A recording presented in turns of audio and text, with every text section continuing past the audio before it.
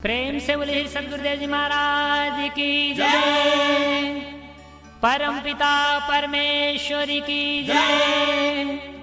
आनंद कंद लीलाधारी प्रभु सदानंद जी मनमोहन भगवान की जय। परम प्रभु की है ये वाणी, परम प्रभु की है ये वाणी। जल्दी ही सतयुग आएगा, सत्पुरुषों का राज बनेगा, पापी नहीं बच पाएगा। ओ पापियों का कान खोल कर सुन लो, पापियों का कान खोल कर सुन लो, पाप छोड़ कर धर्म पकड़ लो, तभी तू रहने पाएगा, सत्पुरुषों का राज बनेगा, पापी नहीं बच पाएगा। कि परमेश्वर ने पहले अर्थ की ऐसी व्यवस्था कर दिया है कि कामना के आने के पहले अर्थ है तो पूरी थे। अब आवश्यकता नहीं पड़ती है, कभी चाहते नहीं बनती है, कभी चाहते ही नहीं बनती है। यदि बन भी गई, मान लीजिए आवश्यकता आ भी गई, कामना सामने आ भी गई, तो जब अर्थ की व्यवस्था पहले से है तो पूरी हो जाएगी। परेशान भी कर देगी क्या? पूरी हो जाएगी। बोले परम प्रभु परमेश्वर की। तो इस प्रकार से जो है हमारा कोई लेखा जोखा नहीं। 18 साल ये संस्था रजिस्टर्ड नहीं हो सकी। क्यों? अब रजिस्टर्ड होने में पहले लेखा जोखा चाहिए, आय व्यय का रजिस्टर चाहिए। हमारा ऐसा कोई रजिस्टर है ही नहीं, हमारा कोई हिसाब किताब किसी का होता ही नहीं। अभी किसी को कहीं जाना पड़े, यदि यही पूछा जाएगा कितना लगभग खर्च पड़ेगा, मान लीजिए कह दिया 500 रुपया खर्च पड़ेगा, ऐसा नहीं कि उसको 500 रुपया मिले। निसंदेह नहीं 700-800 तो 600 तो मिलना ही है। यदि लंबा सफर का है तो 700-800, अरे जो मांग रहा है वही नहीं मिलेगा। 20, 25, 50, 100% तक उसमें प्लस करके मिलेगा। लौटने पर हिसाब नहीं होगा, हिसाब नहीं होता। मालूम है गलत कुछ करेगा नहीं, गलत कुछ करता नहीं, गलत कुछ खाता पीता नहीं, तो हिसाब कैसा? अच्छा सोई खाना पीना जाने कहाँ खाने जाएगा? जब यहाँ रहता है खाने का उसका इच्छा ही हुआ तो कहाँ खाने जाएगा? किससे भीख मांगने जाएगा? कहाँ खाने जाएगा? किससे भीख मांगने जाएगा? तो 25-50% प्लस करके मिलेगा उसको। लौटता है बचा है, जमा कर दो, रखे रहो, कोई हर्ज नहीं। फिर यदि कहीं जाना पड़ेगा तो कुछ इतना ही होगा कि लगभग कितना तरह का कितना पड़ेगा।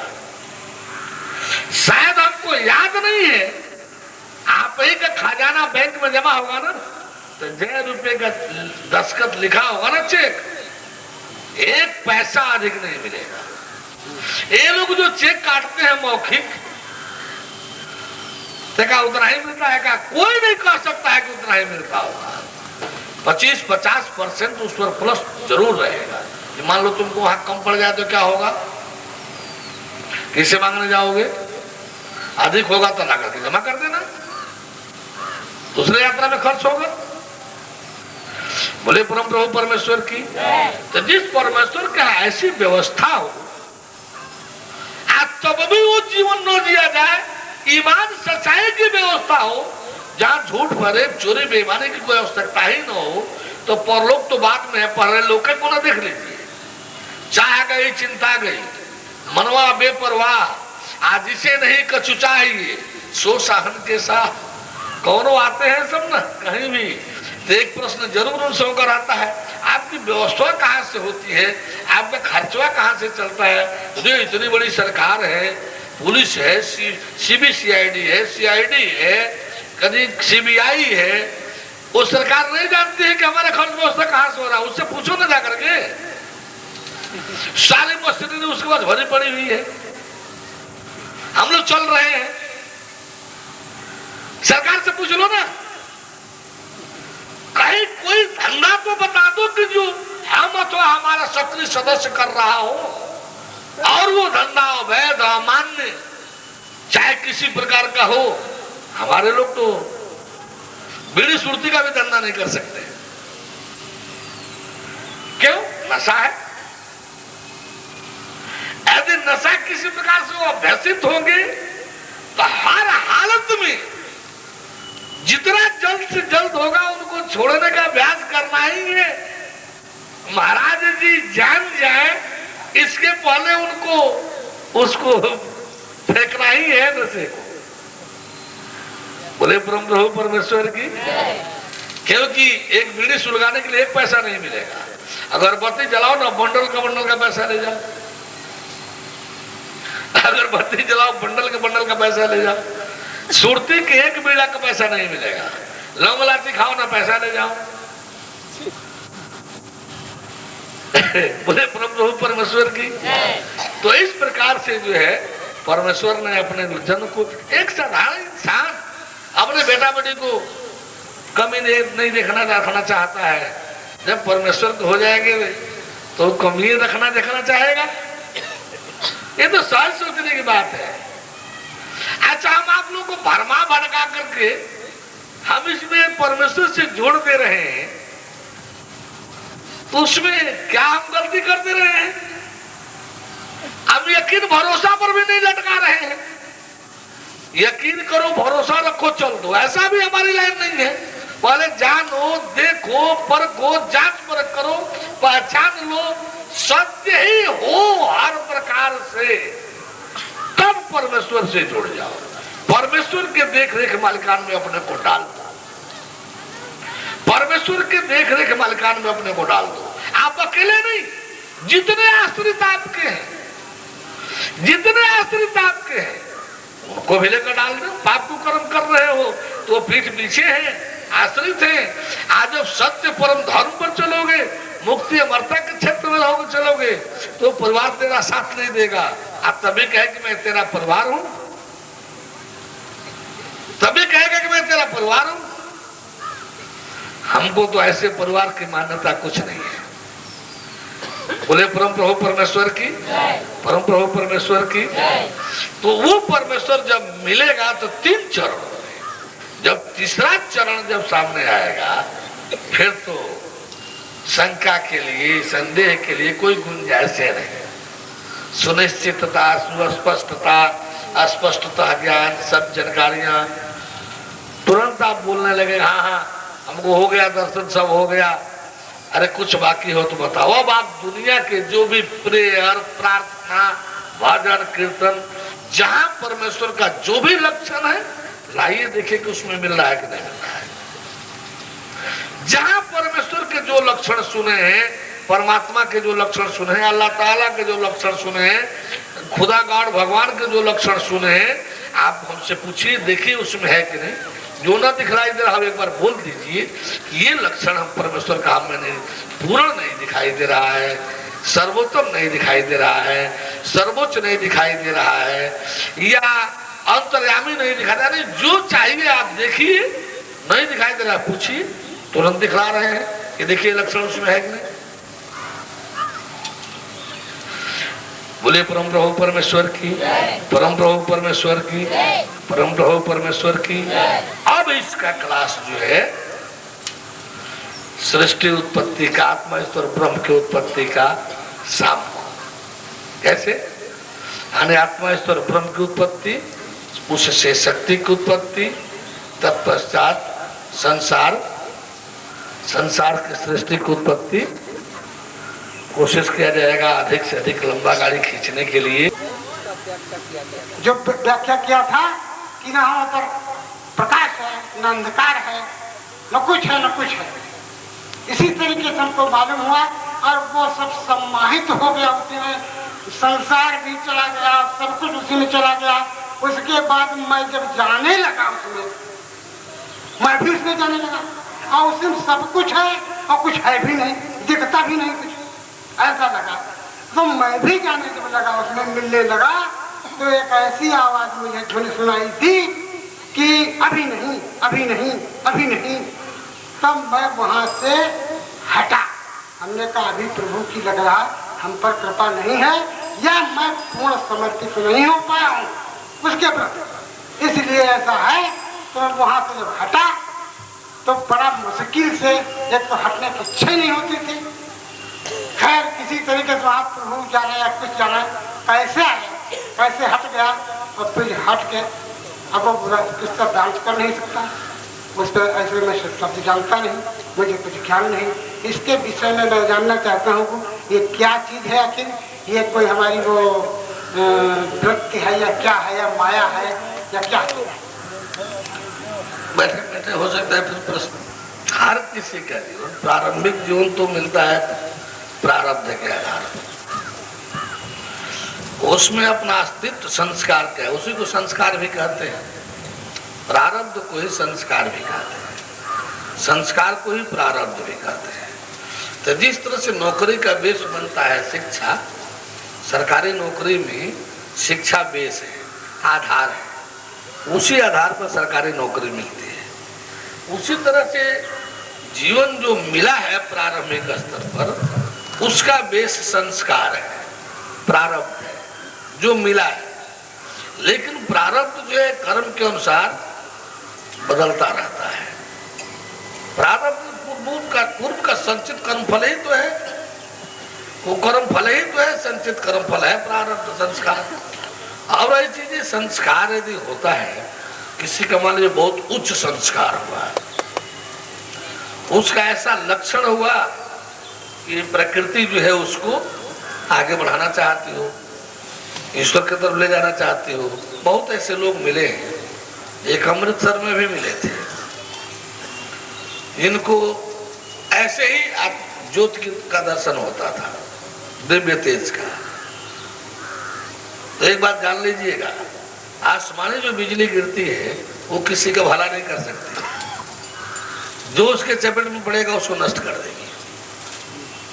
आसमान से जो बिजली गिरेगी उससे किसी का भला नहीं होगा, जो भी उसके चपेट में आ जाएगा उसको नष्ट कर देगी। वही बिजली जब तार के माध्यम से हम दौड़ा करके अपने यहाँ लाएंगे, जब तार के माध्यम से एक सिस्टम के माध्यम से लाएंगे, तब क्रमशः जो साधन देते जाएंगे वो लाभ हमको मिलता जाएगा। उसी तरह से एक चीज भक्ति जो है वो सीधे भावनात्मक, आत्मा ईश्वर ब्रह्म है, वो दिव्य तेज यदि ऐसे आपको दिखाई देने लगेगा तो आपके जीवन को बिगाड़ देगा, आपको उससे लाभ नहीं मिलेगा, आपको विक्षिप्त बना देगा।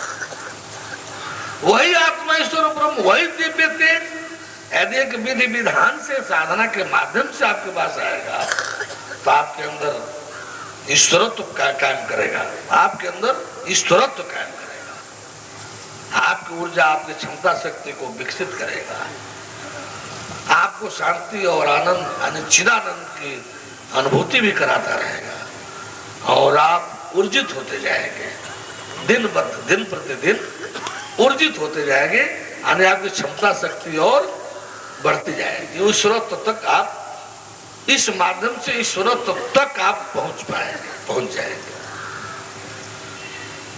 अब सवाल है, ये जैसे आप बात कर रहे हैं, यदि आपका कथन ऐसा ही है, यदि सही ऐसा होता है, तो प्रकृति आपको परमेश्वर से मिलने का आभास करा रही है, लेकिन उसमें वो परमेश्वर का विधान था नहीं, वो कोई सिस्टमेटिक सिस्टम तो था नहीं, उससे परमेश्वर में आप विलीन हो जाए, परमेश्वर आपको मिल जाए, एक आभासीकरण मात्र था। आपको रोक दिया इसीलिए प्रकृति ने, ये तो कुछ अभी है नहीं, वो तो एक सिस्टम से तब तो ज्ञान से आने पर वो होता है, होगा, ऐसे हो जाएगा तब तो आप नष्ट भी हो सकते हैं।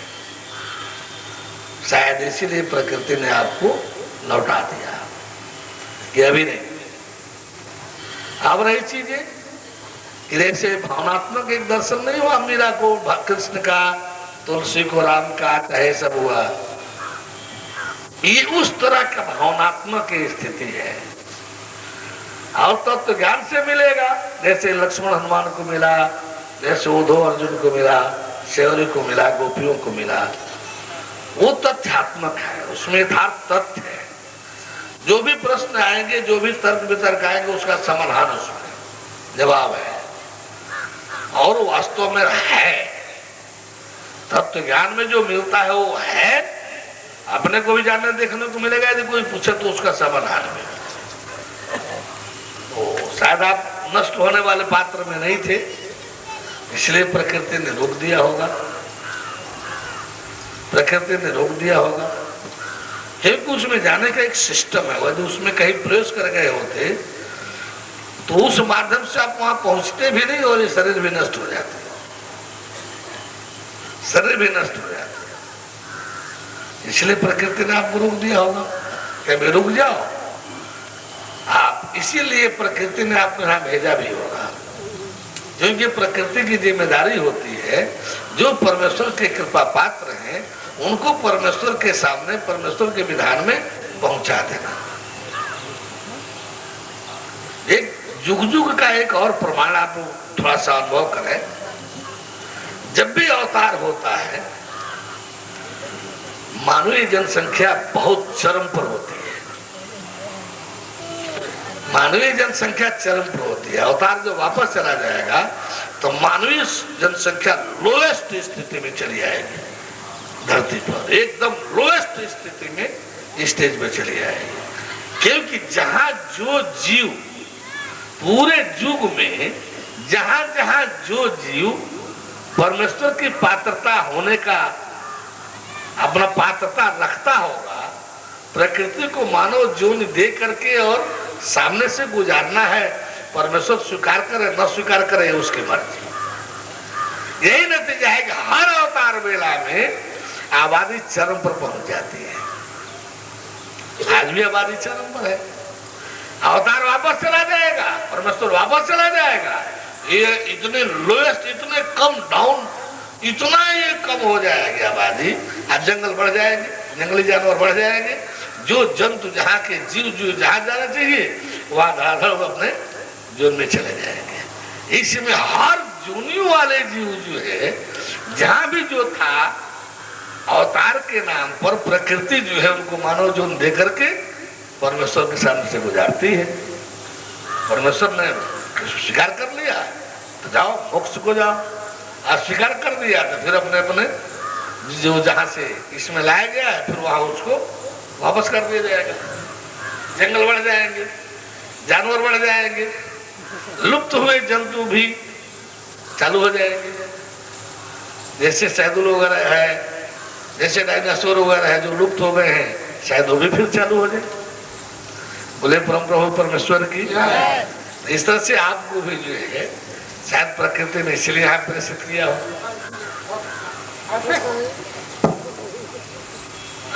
आप इधर कब आ जाए, इधर का है। हाँ बोलो भाई, और नजदीक कर लो माइक को। हाँ जी, आप कह रहे हैं कि जो है ईश्वर की उत्पत्ति परमेश्वर से हुई है, फिर परमेश्वर की उत्पत्ति कहाँ से हुई है? परमेश्वर उत्पत्ति और अंत के रहित है। सब उत्पत्ति, शब्द की भी उत्पत्ति ही परमेश्वर से ही होती है। उत्पत्ति, शब्द की उत्पत्ति भी परमेश्वर से होती है और अंत, शब्द का अंत भी परमेश्वर में होता है। इसलिए परमेश्वर का नाम है अनादि, आदि रहित, अनंत, अंत रहित। परमेश्वर एक ऐसा नाम है, शब्द है जो आदि अंत रहित होता है। आदि उसी से है और अंत का अंत भी उसी में है। इसलिए परमेश्वर जो है उत्पत्ति और नाश से परे है।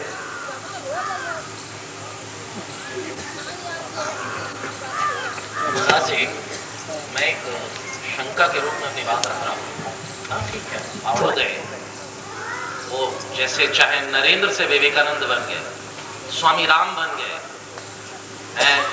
या हमने कृष्ण और राम जैसे, बुद्ध, महावीर स्वामी जैसे लोगों को देखा, तो उनका व्यक्तित्व तो अपने विकास की परम अवस्था में पहुंचा हुआ नजर आता है।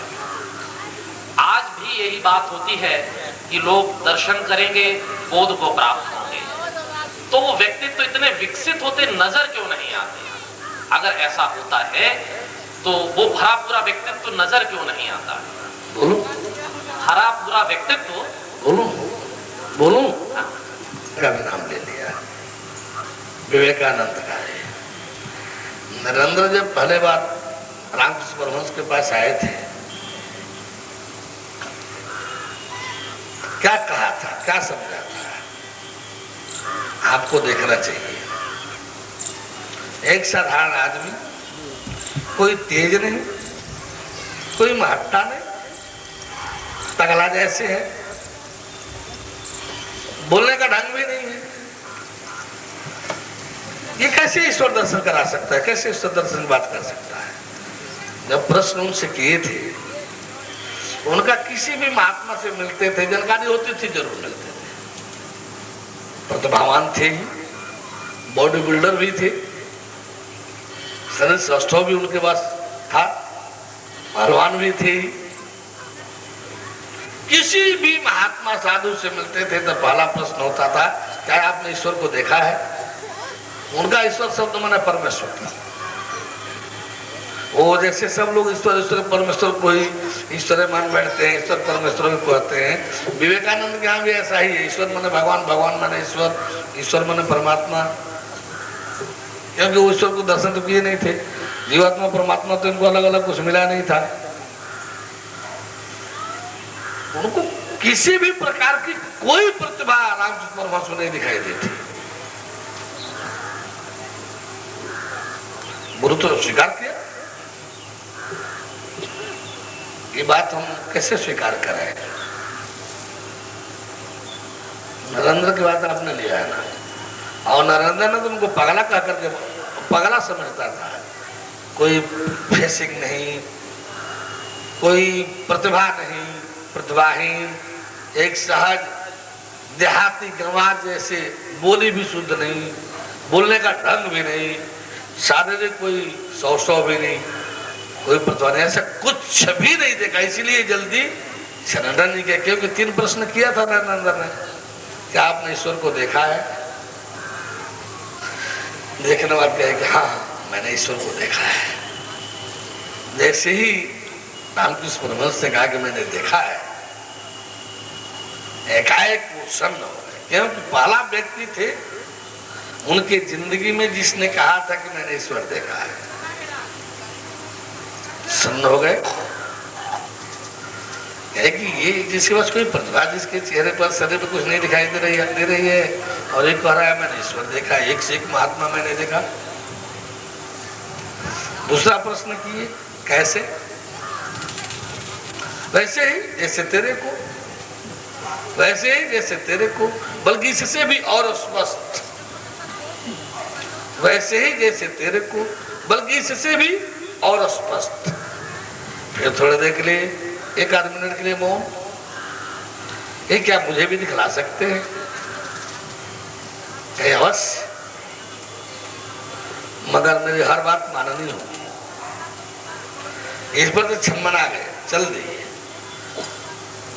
हम इतने प्रतिभावान, इतने तेज वाले है, तो इतने अच्छा बोल लेने वाले, और इसको इस पगला जैसे है, जिसमें कोई प्रतिभा नहीं, कोई तेज नहीं, बोलने का भी कोई ढंग नहीं, और हम इसके अनुसार रहे, समर्पण कर दिया, जैसा कहेगा वैसा हमको रहना होगा। हो नहीं सकता, हो नहीं सकता, ऐसा कहकर चल दिए। फिर हम लंबा विषय नहीं बढ़ाना चाहते। क्या नरेंद्र को रामकृष्ण परमहंस में कोई प्रतिभा ऐसी कुछ दिखलाई दी थी शारीरिक? मैं इसमें उस तरह से आक्षेप नहीं कर रहा हूँ, मतलब संदेह नहीं कर रहा। नहीं, आपके व्यक्तित्व पर संदेह नहीं है ये। नहीं, मेरे व्यक्तित्व में संदेह के लिए हम मान्यता ही कहाँ दिला रहे कि आप संदेह न करें। नहीं, मैं एक नहीं, वो नहीं, एक विषय रख रहा हूँ जिसमें नरेंद्र भी का नाम आया था। तो मेरा कहना है कि तो ठीक उल्टा था। जो आपकी बातें हैं नरेंद्र वाले प्रकरण में बिल्कुल उल्टी। नहीं, नरेंद्र के संबंध में मैं ये महसूस करता हूँ कि वो चूंकि एक पढ़ा लिखा नौजवान था, 100% उनके प्रति अंधश्रद्धा नहीं रखते थे, लेकिन प्रभावित जरूर थे। हाँ थे, उनके व्यक्तित्व से पूरी तरह प्रभावित थे। उनकी सेवा भी की उनकी बीमारी में, और उनके साथ बार बार आना जाना संपर्क बनाए रखा, तो ये कह सकता हूं कि वो कहीं ना कहीं प्रभावित थे। हाँ, लेकिन 100% समर्पण नहीं था। नहीं, एक वो तभी हुआ इसमें जबकि रूपांतरित हुए। एक प्रभावित थे ऐसे आने जाने में, 2 बार आने जाने में, क्योंकि ये जो वाक्य उनका था कि हाँ मैंने ईश्वर को देखा है, तेरे जैसे बल्कि और स्पष्ट दिखा भी सकता हूं, ये 3 वाक्य जो है उनके दिमाग में ये कब बाउंडर बनकर नाच, क्योंकि जब जो भी महात्मा उनके जानकारी में मिला सुनते थे जरूर मिलते थे, और ये पहला व्यक्ति थे, पहले महात्मा थे जिन्होंने स्वीकार किया था कि मैंने देखा है। ये बात अपने घर पर जाकर लेटने में भी उनके दिमाग में नाच रहा था। वो खुद पगला गए थे नरेंद्र। एक तरफ ये बातें उनके दिमाग में नाच रही थी, एक तरफ कह रहा है कि मेरे अनुसार मेरी हर बात माननी हो, कैसे हो सकता है, कोई प्रतिभा नहीं, कोई तेज नहीं, कोई ऐसा नहीं, कोई वैसा नहीं, और सारे अलमारी से किताबों को निकाल कर फेंक फेंक करके झूठ है, सरासर झूठ है, कोई ईश्वर नहीं, कोई ब्रह्म नहीं। क्योंकि वो केशव चंद्र सेन के साथ ब्रह्म समाज में उस समय जा चुके थे और लिखने लगे थे तोड़ो इन मूर्तियों को, कविता लिखने लगे थे। तो इस प्रकार से हम केवल इस विषय पर किए हैं। प्रभावित कहाँ थे, बार बार बीच में कुछ दिन रुक गए, फिर उस से आने जाने लगे। ये शब्द जो है उनको आकर्षित किया कि मैंने ईश्वर देखा है। फिर आने जाने लगे, बैठते थे दूर, देखते थे लोग आ रहे, मिल रहे, जुल रहे, जा रहे, वो उठकर वहीं चले जाते थे। कुछ दिन ऐसे आते जाते देखे, जाकर पूछते क्यों बे, एक दिन रामकृष्ण परमहंस लास्ट में जाकर पूछते क्यों बे, थोड़ा सा गाली वाली भी, साला वाला भी बड़ा कह दिया करते थे लोगों को। नरेंद्र को भी साला कर करके भगा दिए थे, तूने मेरे मथे में भ्रम पैदा किया है, साला कहकर गाली दे करके। खैर वो विषय अलग है। क्यों बे, जब तुमको मेरी बातें अच्छी नहीं लगती हैं तो तू यहाँ क्यों आता है। प्रतिभावान थे ही नरेंद्र, जवाब में भी जवाब हाजिर थे, कहे देखिए देखिए आपकी बात अच्छी लगती हो इसलिए मैं नहीं आता हूँ, हाँ आपके कार्य अच्छे लगते हैं, आपके भाव व्यवहार अच्छे लगते हैं इसलिए मैं आता हूँ। लौट के रामकृष्ण कहेगी ठीक है भाई, कुछ भी अच्छा लगा कोई बात नहीं। तो प्रभावित तो थे, उनके जो व्यवहार थे वो उनको आकर्षित किया। 2 चीज, एक शब्द कि हाँ मैंने देखा है, ईश्वर को मैंने देखा है, ये वाक्य, और उनके जो व्यवहार भी थे, ये 2 तो आकर्षित तो किए ही थे। लेकिन कोई प्रतिभा हो उनमें, प्रतिभावान हो, कोई बाहरी लक्षण हो उनमें, इसको नरेंद्र ने नहीं स्वीकार किया। एक प्रश्न होता, जैसा कि हम देखते हैं बुद्ध अपने मुक्त जीवन से पहले, जिसमें हम उन्हें बोधिसत्व कहते हैं, उससे पहले एक सामान्य राजा, वो मुक्त थे, सामान्य राजा थे। कहाँ वो मुक्त थे? नहीं, उन्होंने एशिया माइनर तक पूरे लोगों के जीवन को तो बहुत प्रभावित किया है, पूरा एशिया उनसे प्रभावित हो गया, नास्तिक बना दिया है, नास्तिक बना दिया है, सारे उपदेश झूठे, नास्तिक बना दिया, सारे उपदेश झूठा बना दिया। तो वो क्या था जो इतना उनमें साहस आ गया कि गलत को सही बिल्कुल कहने उस समय ये लोग पीछे चल पड़े। उस समय ये टूना टटका अपने चरम सीमा पर था। भूतहा भूत प्रेत टूना टटका, ये पांडित्य जो नकली पाखंडपूर्ण जो पांडित्य था, पंडिताई का जो पाखंडपूर्ण रूप था, लूटने पाटने खसोटने वाला पंडितों का, ये एकदम उग्र रूप ले लिया था। इसलिए ऐसे की जरूरत थी, इन सबको तहस नहस कर दे। परम प्रभु की है ये वाणी, परम प्रभु की है ये वाणी,